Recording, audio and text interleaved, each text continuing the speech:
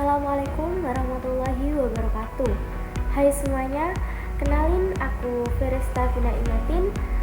Saat ini lagi belajar banyak hal tentang bahasa, termasuk satu topik yang awalnya terdengar cukup rumit, tapi ternyata topik ini sangat menarik, yaitu fonologi.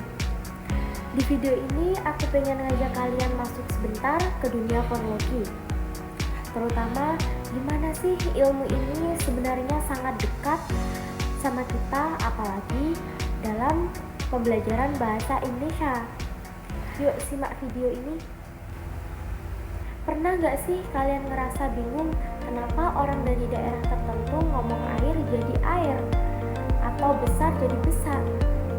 Aku dulu juga seperti itu. Ternyata semua itu ada ilmunya dan namanya adalah fonologi. Ya, fonologi adalah ilmu yang mempelajari tentang bunyi-bunyi bahasa, tapi bukan sekedar bunyi bahasa saja. Fonologi itu adalah fondasi awal dalam pembelajaran bahasa, termasuk bahasa Indonesia. Jadi seperti ini, kita semua tahu, sebelum anak-anak bisa membaca atau menulis, mereka harus bisa mendengar dan mengucapkan bunyi-bunyi dengan baik dulu.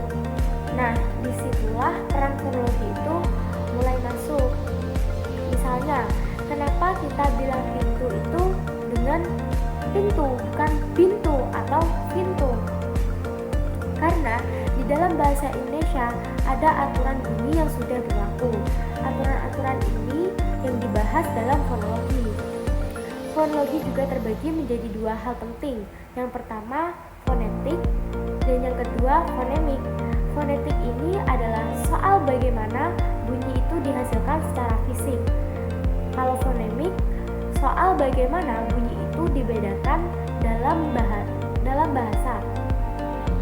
Contohnya nih, bunyi P dan B itu mirip, tapi coba kalian bandingkan.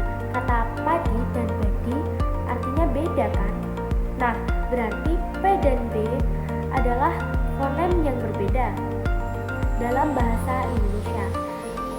Terus, gimana sih implementasi fonologi dalam pembelajaran bahasa Indonesia ini? Nah, ini cukup menarik. Di tingkat SD, misalnya, guru sering melakukan latihan pengenalan bunyi.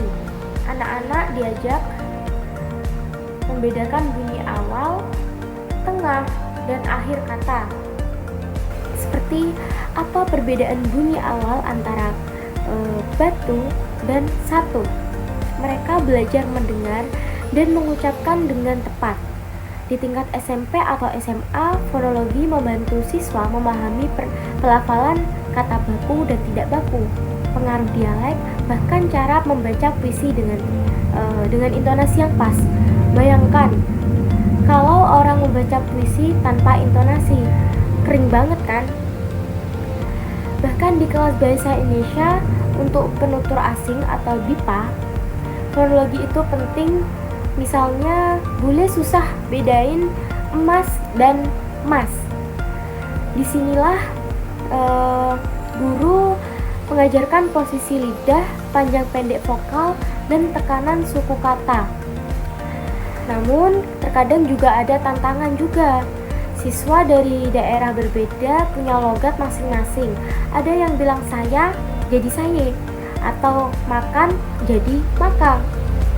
Ini bukan kesalahan, tetapi ini pengaruh bahasa ibu. Maka dari itu, guru harus sabar dan peka dalam mengajarkan pelafalan bahasa Indonesia yang sesuai kaidah tanpa membuat siswa itu minder. Jadi dengan permasalahan seperti itu, apakah ada solusi? Tentu saja ada solusinya. Misal lewat latihan menyimak dan berbicara yang menyenangkan. Bisa juga pakai lagu, permainan fonetik, sampai dengan rekaman suara siswa itu sendiri. Jadi ternyata fonologi itu bukan hanya urusan bunyi, tapi juga tentang cara kita memahami dan menggunakan bahasa dengan baik. Tanpa pemahaman fonologi, bisa-bisa kita salah paham hanya gara-gara satu huruf. Jadi, ayo kita mulai lebih peduli dengan cara kita berbicara, mengajar, dan belajar bahasa Indonesia. Karena fonologi itu adalah dasar dari semuanya. Terima kasih sudah mendengarkan ceritaku hari ini. Sampai jumpa. Wassalamualaikum warahmatullahi wabarakatuh.